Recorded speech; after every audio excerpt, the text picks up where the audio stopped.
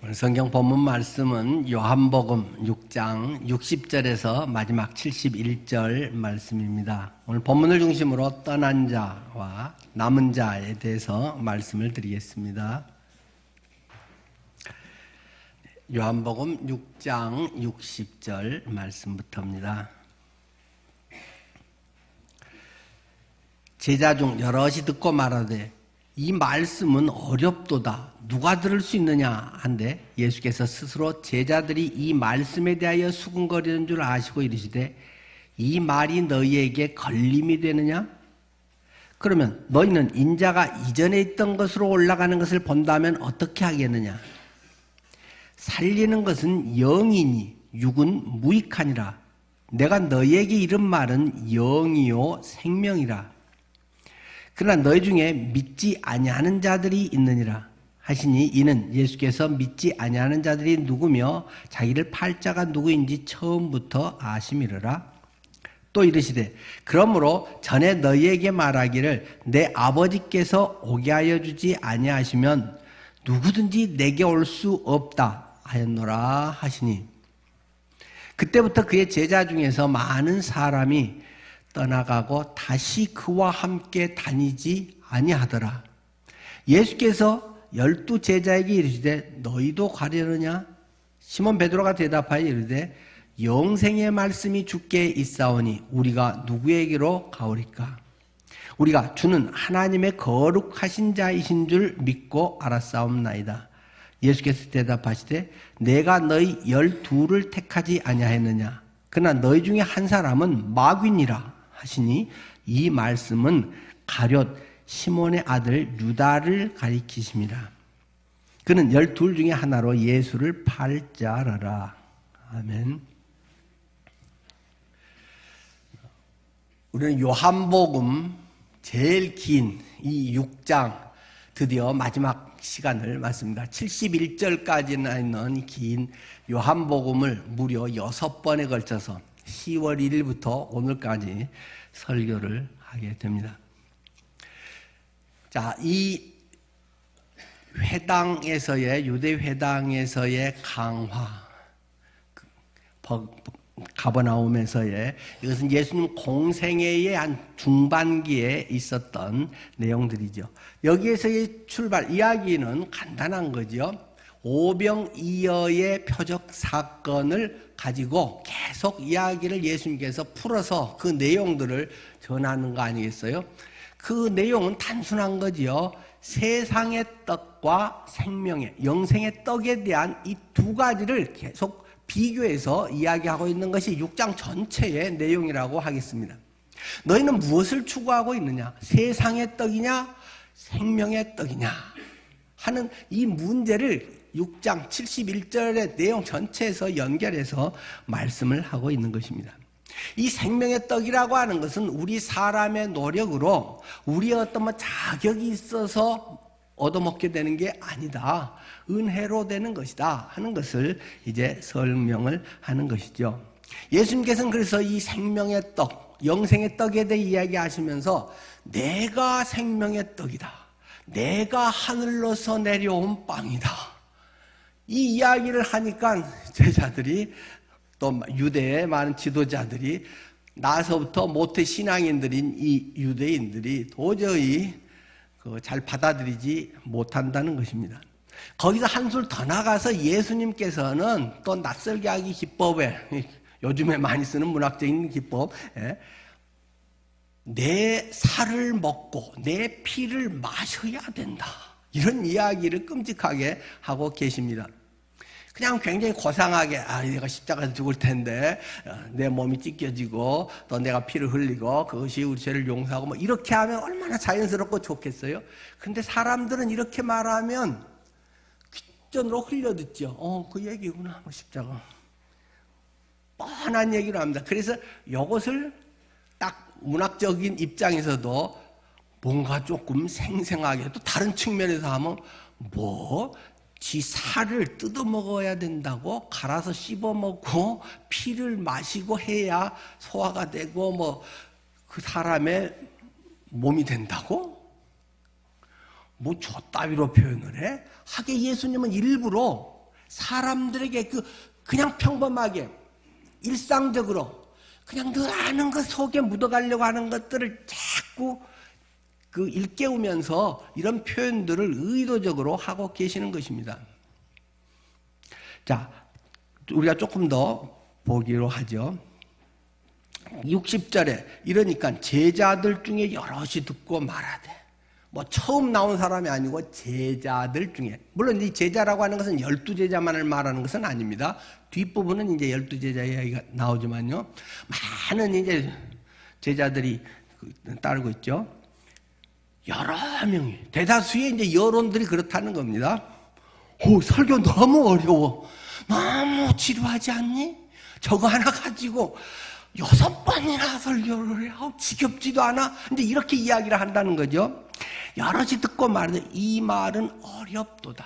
여기서 어렵도다라는 말은 이해가 안 된다, 뭐 논리적으로 어렵다 이런 뜻은 아닙니다. 물론 조금 그것도 있지만은 받아들일 수 없다. 뭔 소리를 하고 있는 거야 도대체. 골치 아프네. 아우 피곤해 죽겠어. 저 따위 소리만 계속 하는 거야 하고 제자들이 예수님이 설교하고 있는데 한다는 것입니다. 똑같죠? 흔히 일반 이런 데서 우리 사람들의 반응은 왜 그러냐? 뒤에 또 설명이 다 나와요. 그러니까 예수께서 스스로 제자들이 이 말씀에 대하여 수군거리는 줄을 아시고, 앞에서 지난 시간에 말씀드린 수군거렸다 그런 건 귓속말로 뭐 이렇게 한다는 정도가 아니라 화냈다, 불평했다, 짜증스럽게 했다, 뒷담화했다 이런 뜻이라 말씀을 드렸죠. 그러니까 사람들이 엄청 짜증난다는 말입니다. 그만 좀 하면 안 돼? 뭐 그걸 어쩌다는 거야. 그래서 뭐 이렇게 하면서 사람들이 엄청 예수님의 설교에 대해서 이제 막 싫어하게 됐다는 거죠. 그런 줄을 예수님이 딱 보면 알잖아요. 그러면서 예수님이 또 질문해. 이제 그만할까? 조금 힘들지? 예수님은 그런 적 별로 없어요. 이 말이 너희에게 걸림이 되느냐? 하고 예수님은 또 물으시는 거예요. 이 말이 네 신경 거슬리게 하지? 그런 얘기예요.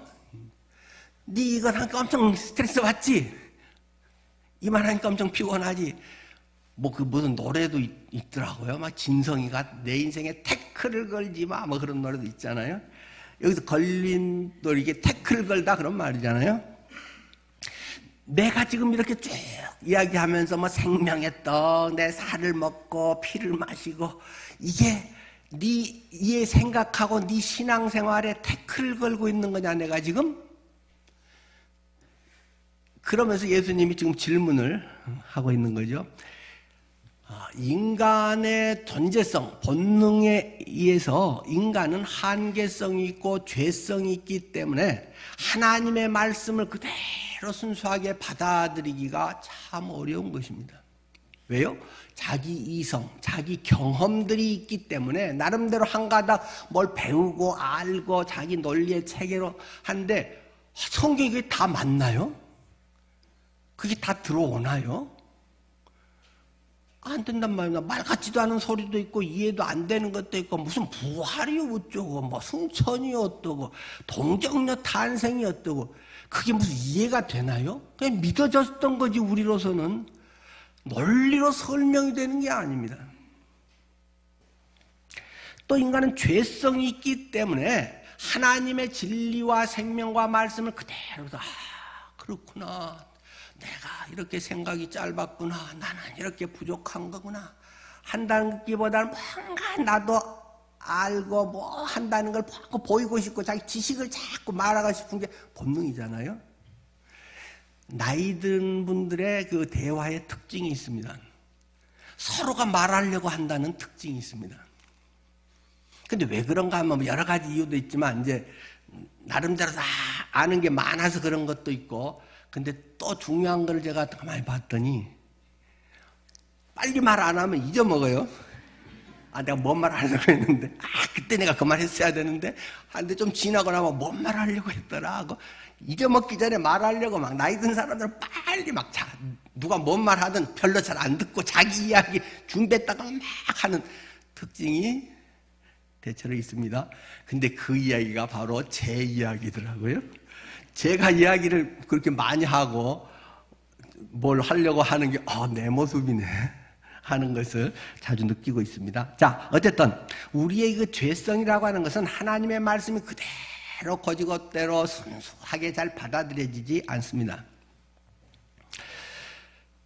인간은 이성과 경험으로 이해되지 않은 것은 일단 거부하려는 그런 속성이 있고, 거기에 대해서 불쾌감을 느끼기도 하고 반항하려는 안티 세력들이 자꾸 생기기 쉽죠.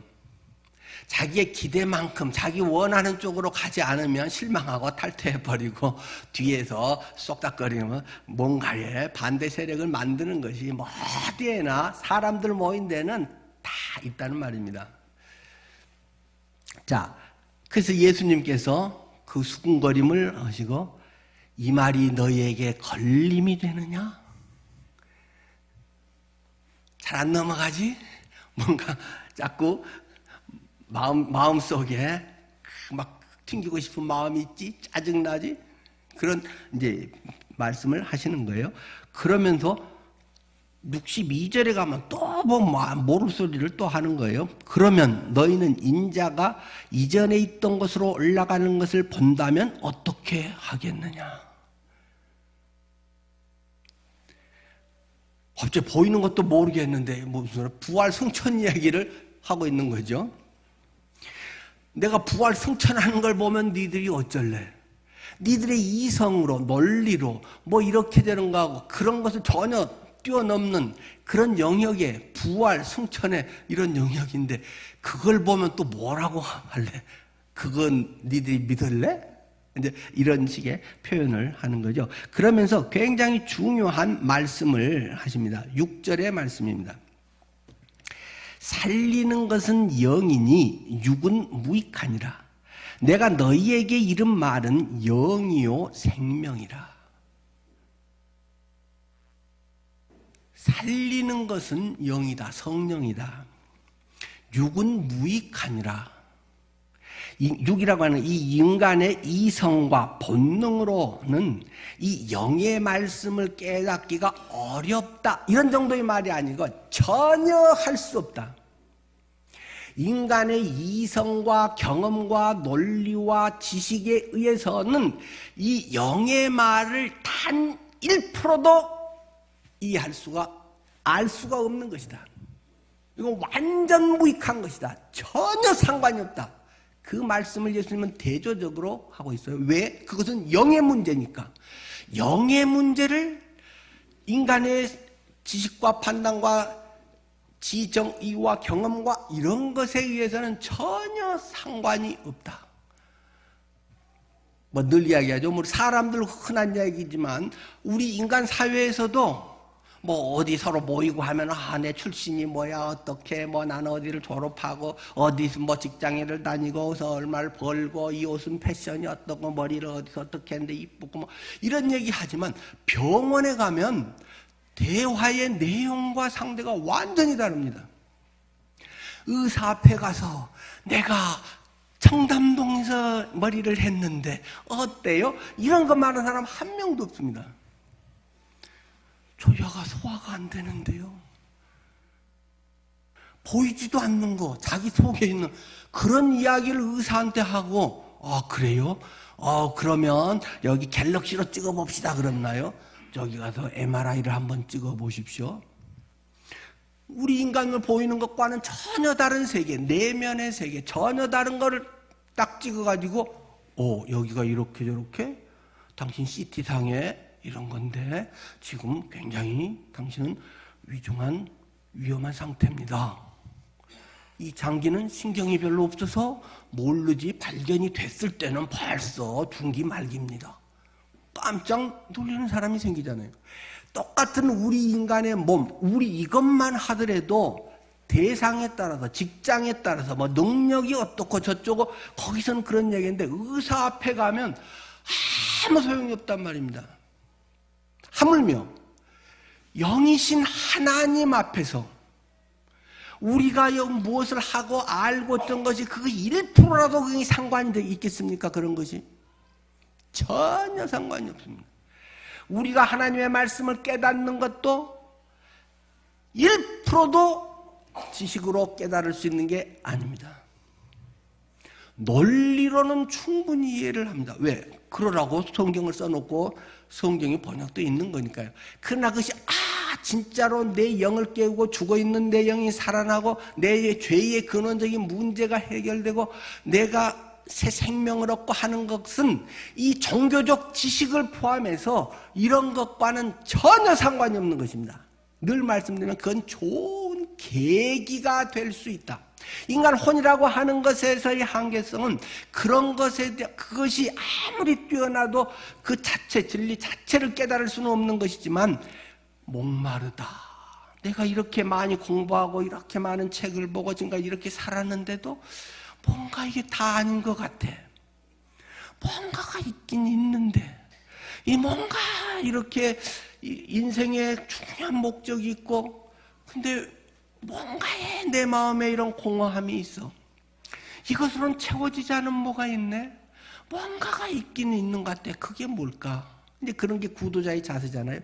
그런 데까지 가게 하는 것은 지정의적 혼의 영역이고 많은 배움과 거기에 대한 관심과 호기심의 영역이지만 그것 자체는 깨닫게 할 수 없습니다. 왜요?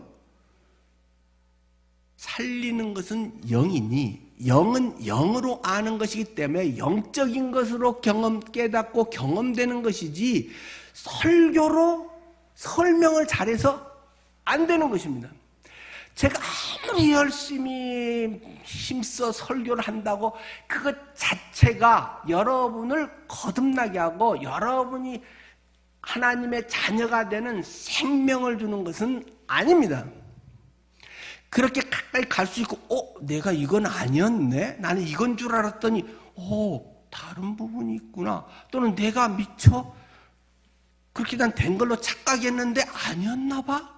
이런 것을 일깨우고 그렇게 갈 수 있도록 도와주는 것을 하는 것은 목회자고 설교자의 역할이지만 아무리 내가 하고 뭐 감동이 되고 눈물이 나고 한다고 되는 것은 절대 아닙니다. 그런 것을 통해서 성령께서만 하시는 일입니다. 성령께서 깨닫게 해주시고 성령께서 내 안에 들어오셔서 내 안에 영적인 그러한 사건을 일으키셔야 생명이 있는 것이고 그것이 예수님을 만나는 것이고 구원의 확신이 있는 것이고 하나님의 자녀의 삶이 내 속에 임마누엘의 주님과 동행하는 것이 이루어지는 것입니다.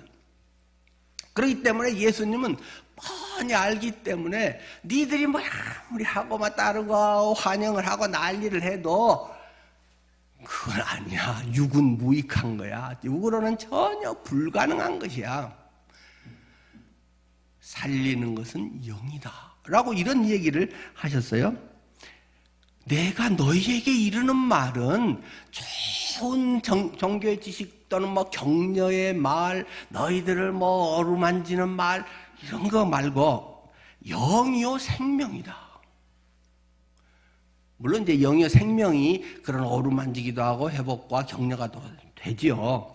그러나 그러한 격려와 위로와 이런 것은 생명 아니고 복음 아니어도 예수 아니어도 세상에 자기 개발서라든가 좋은 감동적인 영화라든가 훌륭한 음악이라든가 다른 것을 통해서도 어느 정도는 다 눈물과 감격과 사람의 인생이 달라지고 새로운 삶을 사는 일은 다른 종교에서도 얼마든지 일어나는 일인 것입니다. 그러나 근본적으로 이 영이요 생명이다 하는 것과 그것은 차원이 다른 문제라는 말입니다. 예수님만이 생명의 떡이다. 이 기독교의 독선. 여기에 진리가 있다는 말입니다. 그거밖에 없기 때문에 그렇게 말해야 되는 예수님의 심정.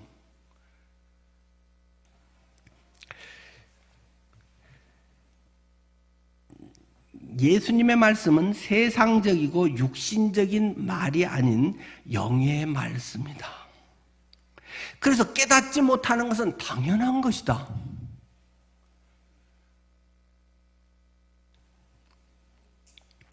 자, 가버나움 회당에서의 강화라고 말씀드렸습니다. 유대인들은 율법 준수만이 구원이요 생명을 줄 수 있다고 믿었던 사람들입니다. 율법을 잘 지켜서 주님께 순종해서 잘 지키면 구원을 받는다라고 생각하고 그렇게 정말 어려운 길을 기꺼이 갔던 존경할 만한 인간적으로 사람들입니다. 그게 틀린 말입니까? 여러분, 그 말이 틀리나요? 맞는 말입니다. 성경에 맞는 말입니다. 그것은 율법을 철저하게 준수해서 철저히 준수하면 구원받는 건 맞는 말입니다. 여러분, 너무 우리는 은혜 복음이라고 생각하기 때문에 율법하면 무조건하고 막 나쁜 것처럼 한데, 그런데 굉장히 중요한 한 가지 약점이 있다는 것입니다. 100%만 지킬 수 있다면 구원받는다. 하나님은 그렇게 말씀하죠. 율법을 너희가 100% 준행할 수 있으면 구원받지. 그런데 죄성인 인간이 100% 하는 사람은 한 명도 없다. 로마서 3장 말씀이죠. 그렇게 할 수 있는 사람은 인류에 한 명도 없기 때문에 율법을 준수해서 잘 지켜서 뭘 한다고 하는 것은 되지 않은 이야기다. 네 자신에 대한 착각을 하고 있는 것이다. 그것을 완전히 할 수 있는 분은 전혀 죄가 없으신 우리와 같은 몸을 입고 오신 예수 한 사람밖에 없다. 그분이 온전히 이루어 주신 것을 우리는 그 안에 쏙 들어감으로 말미암아 나도 이룬 것으로 하나님이 봐주시는 것, 그 은혜라고 하는 것 때문에 우리가 구원을 받는 것이지, 율법이 완전하게 되었기 때문에 율법의 완성이 내 인생에도 이루어진 것이 되었기 때문에 내가 구원받고 율법의 정죄에서 자유롭게 된 것이다. 성경은 그것을 이야기합니다. 내가 부산을 가는데 KTX를 탑니다. 나는 KTX 그냥 쏙 들어가서 앉아만 있으면 운전하고 뭐 이렇게 다 조정된 거는 뭐 이제 어떤 뭐 기관 다든 뭐 자동으로 뭐든 간에 앞대가리에서 다 알아서 앞머리에 거기에 이제 조정 장치든지 이런 것에서 갈 거, 나는 그 안에서 뭐 달걀 까먹고 이야기하고 졸고 있어도 부산에 갑니다. 그러나 여기서는 죽으라고 뛰고 헤매고 뭐 해도 못 가잖아요. 물론 인간은 갈 수는 있어요. 뭐 부산 정도 뭐 400몇십 킬로는. 근데 예를 들어서 그리스도 아래, 그리스도에라고 하는 구원 열차 안에 우리가 들어감으로 그 은혜를 받음으로 편하게 우리는 목적지에 이를 수 있다. 목적지에 가는 열차는 한 개밖에 없다. 이제 그것을 이야기하는 것이고, 뭐 예화는 어쨌든 예화니까 뭐 거기에 대해서는 이제 뭐 얼마든지 뭐 좀 다른 그 이유를 제기할 수는 있겠죠. 어쨌든 유대인들은 율법을 준수함으로 받는다고 했는데 우리는 할 수 없기 때문에 늘 이야기하지만 사나운 맹견을 묶어놓은 개줄끈이 100개의 고리, 쇠고리를 통해서 단단히 묶어놨는데 99개는 튼튼한데 한 개만 깨졌어도 툭 치고 맹견이 도망가서 옆집 개 물어버리고 옆집 할머니 물어버리고 얼마든지 그럴 수 있다. 99개가 튼튼하냐 안 튼튼하냐고 상관이 없이 한 개만 깨졌어도 그런 것이다. 야고보서가 그 이야기를 하고 있잖아요. 우리가 모든 것을 다 지키다가 하나만 지키지 못해도 모든 걸 못 지킨 것과 결과가 같아져 버린다. 율법을 우리가 지키는 것에 대해서 그 이야기를 하잖아요. 자, 구약을 아주 단순화해서 말하면 먹으면 죽는다입니다. 구약은 먹으면 죽어, 먹으면 안 돼. 선악과 먹지 말라. 신약은 먹어야 산다는 것입니다. 예수를 먹어야 산다. 예수는 생명의 떡이다. 예수를 먹어야 산다. 먹으면 죽는다. 그래서 죽음과 저주가 왔던 인간이 생명의 떡이신 예수가 와서 생명의 떡을 먹으면 사는 것이 신약이고, 성경은 이렇게 단순하고 쉬운 거란 말입니다. 자, 그런데 이 말을 우리의 일반 지식과 이성과 여러 가지 종교적 걸로는 도대체 알아먹을 수가 없다는 것입니다. 대표적으로 이 요한복음 앞장에 쭉 니고데모라고 하는 사람 이야기를 3장에 미리 써놨지 않습니까?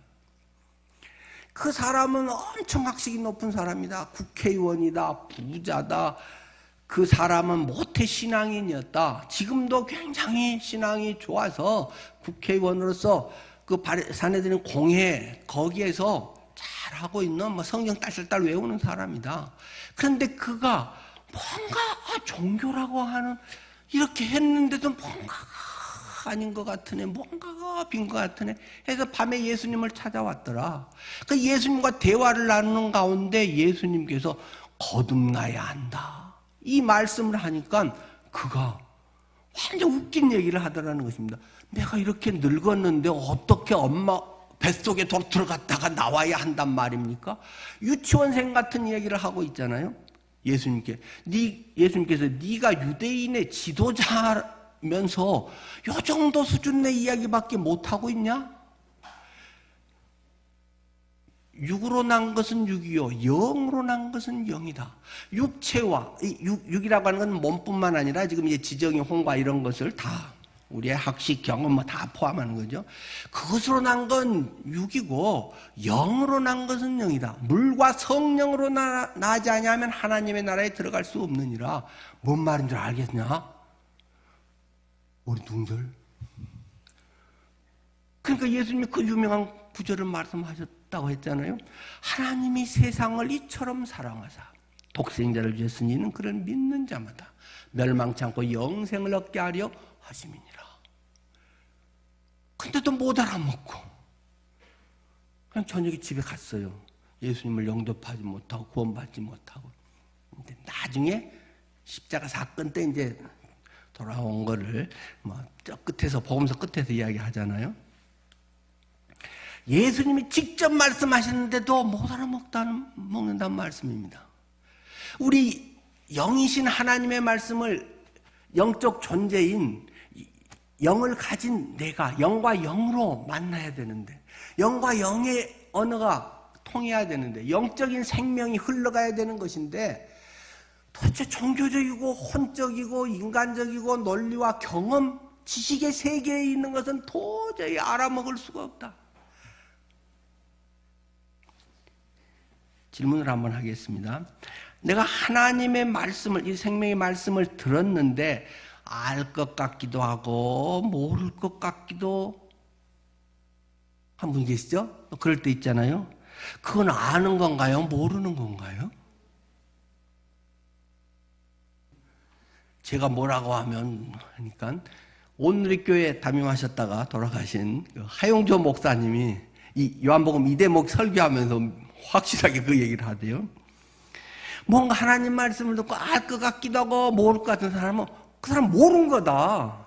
모르기 때문에 알 것 같기도 하고 모를 것 같기도 하는 것이다. 아는 사람은 확실히 알아. 네 아니야라고 해도 네가 어떻게 알아? 내 속에 있는 걸. 나는 확실히 내 속에 있어. 확실히 이야기하게 된다. 뭔가 2% 부족한 것 모르기 때문이다. 여러분은 하나님의 이러한 말씀이, 예수의 생명의 말씀이 전해질 때 마음이 시원합니까? 빵 뚫립니까? 나도 그거지. 그거 쉬운 걸 내가 그렇게 헤맸는데. 우리 식구 누구도 꼭 이걸 믿어야 되는데 막 그거 안타까움이 생기고 그럽니까? 맨날 똑같은 소리. 저거 모르는 사람 누가 있어? 다 아는 얘기잖아. 그거 답답해집니까? 아는 자와 모르는 자는 확실히 다릅니다. 자기가 확실히 압니다. 내가 잘 모르겠다? 모르는 겁니다. 그거 없는 것입니다.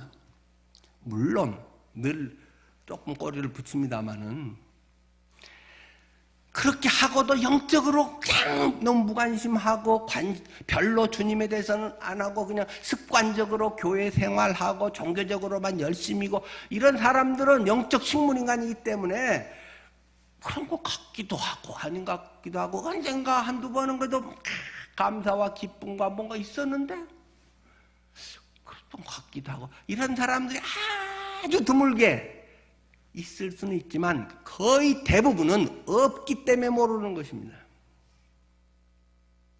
여러분 자신을 진지하게 점검해 보십시오. 여러분 막 교회 와서 이렇게 열심히 하고 막 식사당번도 하고 정서당번도 하고 막 여러 가지도 다 하고 있는데 주님 앞에 가서 내가 너를 도무지 알지 못한다. 얼마나 황당하겠습니까? 그때 그 담임 목사 누구였냐? 김효연인데요. 근데 그 목사가 뭐 가르쳤어?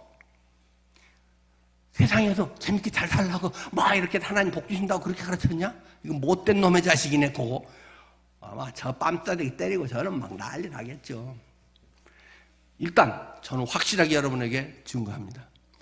여러분이 믿고 안 믿고는 여러분 자신이고 또 내가 믿으려고 한다고 당장이 다 되는 건 솔직히 아닙니다. 하나님이 긍휼히 여기시고 하나님이 불러주시고 그렇게 간구하는 자들을 하나님은 사랑하시고 찾으시고 인도하시고 성령으로 깨닫게 하십니다.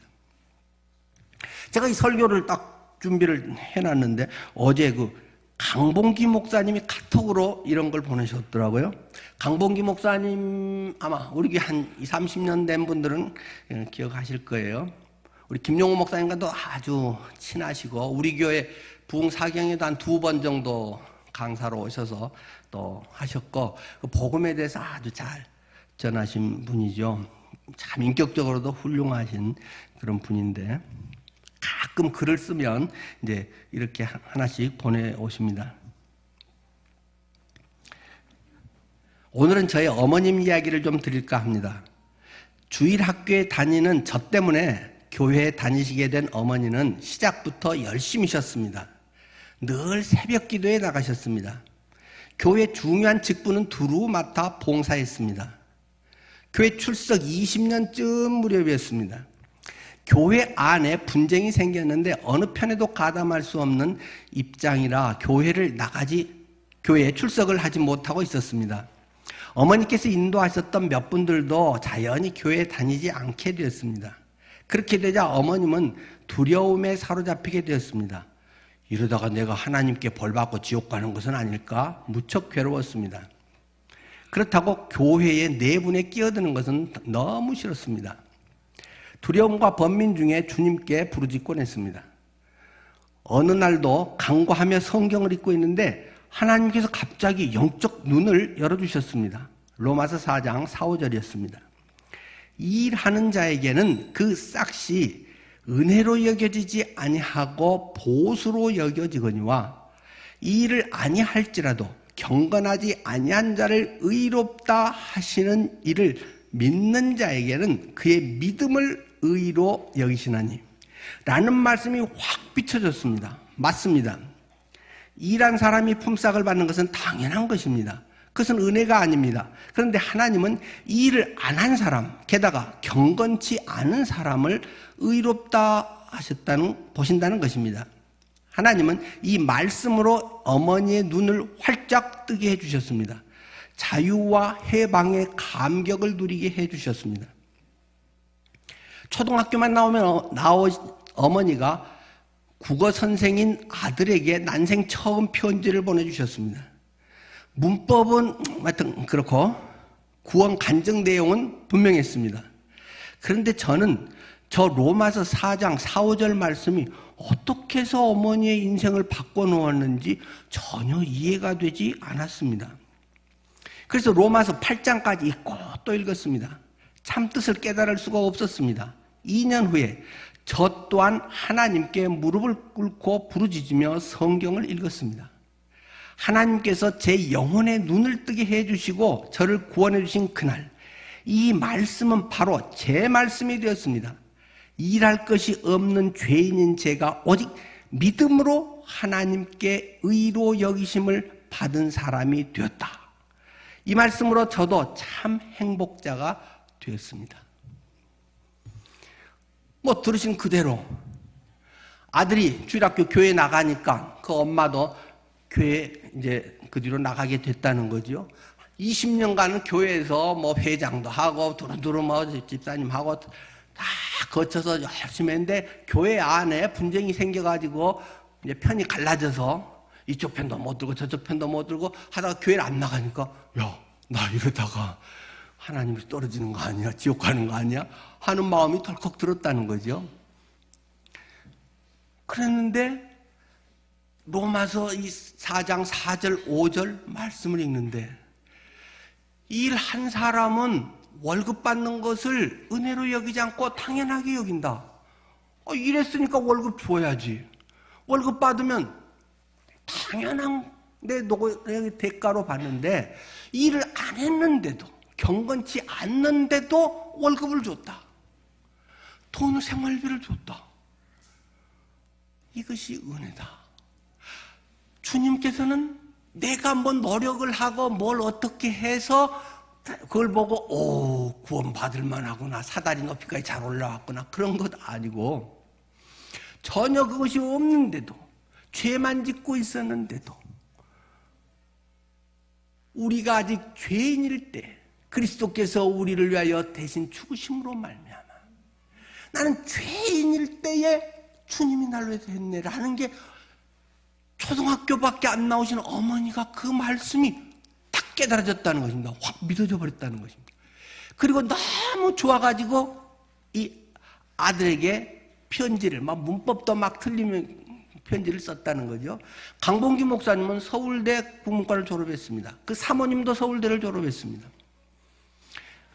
그래서 국어 선생을 하고 있는데 어머니의 편지에는 문법은 막 엉망이고 맞춤법 엉망 틀린데 그 이야기에 확실한 구원관중에 야 봉기야 내가 이렇게 해서 성경인데 이것이 하나님의 은혜가 이런 거다. 나를 한 것도 없는데 주님이 이렇게 해줬단다 하고 하는 그걸 편지를 딱 보는 걸 받고 아들을 그럼 아직까지도 엄마는 이걸 몰랐단 말이야?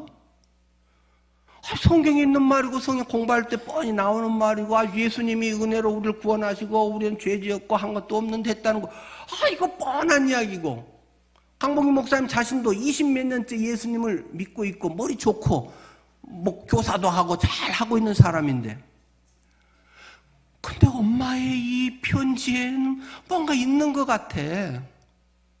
이렇게 일부러 난생 처음 편지를 나한테 쓰면서 그 이야기하는데 뭔가 엄마가 확실히 있는 것 같아. 그래서 자기가 로마서를 천천히 8장까지 읽고 또 읽다가 2년 후에야 엄마가 깨달은 지 2년 후에 이거네. 예수님이 십자가에서 죽으신 것이 내 죄를 용서함이었구나.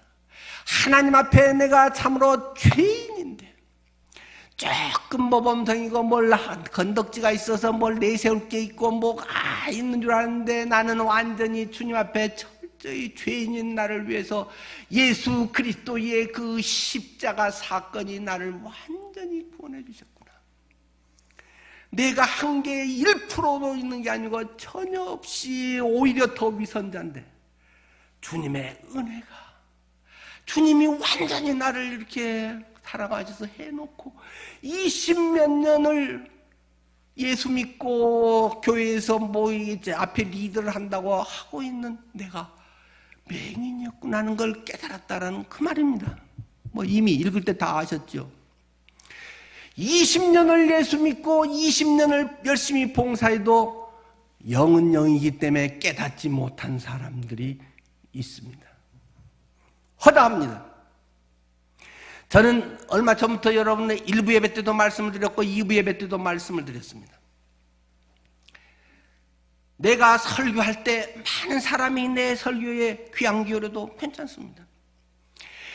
그러나 제가 기도하는 것은 하나님, 주일 예배 때 한 사람만이라도 깨닫게 해주십시오.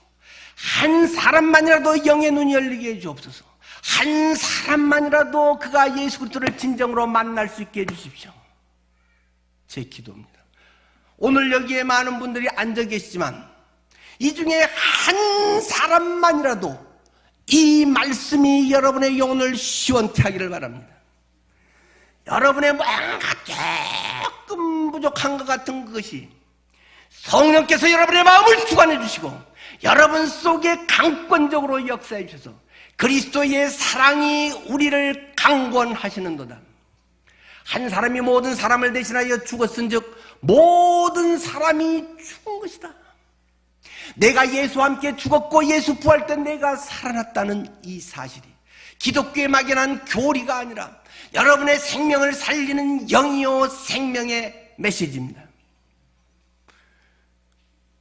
많은 사람들은 이 이야기를 수없이 들어왔는데 뻔한 소리인데 모든 설교의 결론 내용은 이건데 10년, 20년, 30년을 다녀도 예수의 영이 내 안에 있는지 예수를 만나고 내 안에 정말로 뭔가 뻥 뚫려서 내 인생의 목적과 내 삶의 기쁨과 내 삶의 만족과 내 삶의 생명의 역사가 있다는 것을 경험하지 못하는 사람이 허다하다는 사실이 기독교의 불행인 것입니다. 적어도 여기 이 자리에 있는 분 중에 한 사람이라도 두 사람이라면 너무 좋겠습니다. 이 말씀이 성령께서 지금 그분 마음을 팍 찔러 주시기를 바랍니다. 성령께서 그 마음을 휘어잡아 주시기를 바랍니다. 제가 핏대를 세운다고 되는 거 아닙니다. 이것은 오직 성령께서 하시는 일입니다. 설명을 잘한다고 되는 것도 아닙니다. 강구하는 자들에게, 주님께 나가는 자들에게 성령께서 그 마음을 어루만지시고 그 마음을 사로잡아서 깨닫게 하십니다. 그건 자기가 합니다. 내가 그렇게 됐나? 나도 몰라. 내가 왜 이런지 몰라. 내 속에 자기가 합니다. 없으면 간구하십시오. 나 그러고 싶어요. 하나님, 뭔가 김혜연 목사가 저렇게 말하는 거 보니까 자기가 모르고 하는 소리는 아닌 것 같은데 지가 뭔가 경험을 했고 지 속에 뭔가 있어서 저런 것 같긴 한데 나도 그것을 경험하기 원합니다. 내 속에도 그런 확신이 있기를 원합니다. 그럴 때 여러분의 삶의 기쁨과 위로와 삶의 소망이 생깁니다. 그렇지 않으면 맨날 세상의 것에서 좀 좋아지면 할렐루야 감사합니다 뭐 이루어지고 뭐가 하면 복 받았습니다 하다가 아니면 아이고 하나님 어쩌고 저쩌고 해봐야 소용없네. 오늘 주보 사면에 그런 얘기 있지 않습니까? 한 사람이 아파가지고 예수님 믿으면 뭐 나을 수 있어요 하고 열심히 믿고 했더니 정말로 병이 나으니까 딱 낫고는 안 다닌다. 그 찾아가도 왜 안 나오세요? 자매님, 병원은 아플 때 가는 거고 나은데 뭐하러 병원을 또 가요? 나 나았는데 교회 이제 안 다녀요. 그 내용이 사면에 써져 있잖아요. 이건 너무 원색적으로 유치한 내용이다 할지라도 여러분의 마음 깊은 곳에서 주님과의 그런 주님이 내 뭔가를 채워주고 뭔가가 이 세상에서 되고 남보다 뭐가 되고 예수 믿고 뭐 기도하면 뭐 팍팍팍 다 이루어지고 그래서 와 갖고 뭐 저 집 잘 됐어 자식들 잘 됐어 저 집 뭐 그냥 막 펑튀기가 됐어 혹시 이런 걸 바라고 옵니까? 될 수 있습니다. 아주 새신자 때 하나님이 워낙 철이 없고 모를 때는 해줄 수 있잖아요. 또 뭐 성숙해도 해줄 수는 있죠. 그러나 그게 목적은 아니다. 네 인생의 목적, 네가 예수를 만난 목적, 내가 너희에게 이르는 것은 영이요 생명이라. 주님의 이 말씀이 여러분에게 여러분의 영을 흔들어 놓기를 바랍니다. 여러분의 영이 하나님 앞에 외침이 되기를 바랍니다. 내 속에 나도 몰랐던 터져나오는 주님을 향하는 갈구가 되기를 바랍니다. 주님은 그런 영혼들을 찾아가십니다. 확신을 주십니다.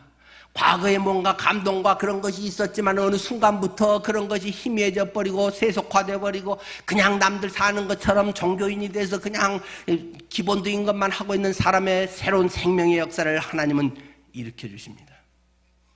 우리의 성도님들이 그런 것을 경험하고 주 안에서 살아갈 수 있기를 축원합니다.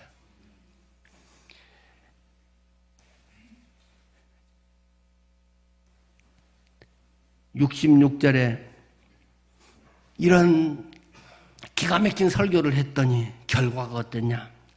그때부터 그의 제자 중에 많은 사람이 떠나가고 다시 그와 함께 다니지 아니하더라. 다음 주가 텅 빌까? 어떨지 모르겠습니다.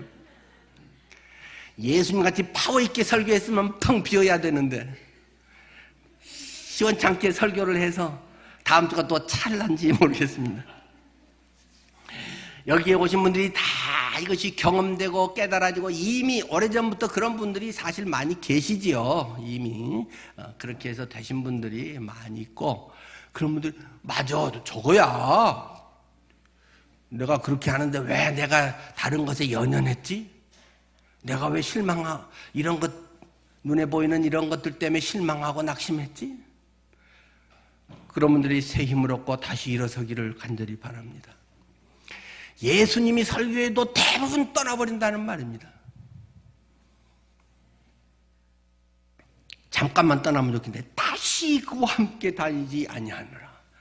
나가더니 다음 주 이후에 앞으로 10년, 20년간 교회 발도 안 디뎌버리는 그런 사람이 있을지 모르겠습니다.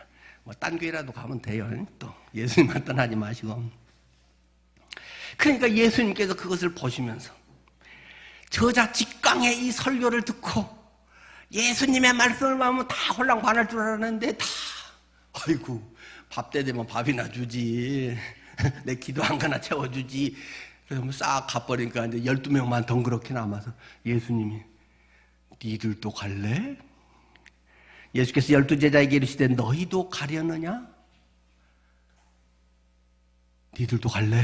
하고 물어보니까 베드로가 영생의 말씀이 주께 있사오니 우리가 어디로 누구한테 간단 말입니까? 안 가요 우리는. 이런 기특한 얘기를 했다는 거죠. 근데 예수님께서 또 분위기 좋다가 또 근데 여기 12명도 있잖아. 12명도 이 중에 한 명 마귀야. 그렇게 대놓고 또 푹 찔르네요. 예수님은 어쩌려고 그런가 몰라. 하여튼 그러니까 십자가 돌아가시죠. 하나님의 이제 섭리를 이루어야 되니까.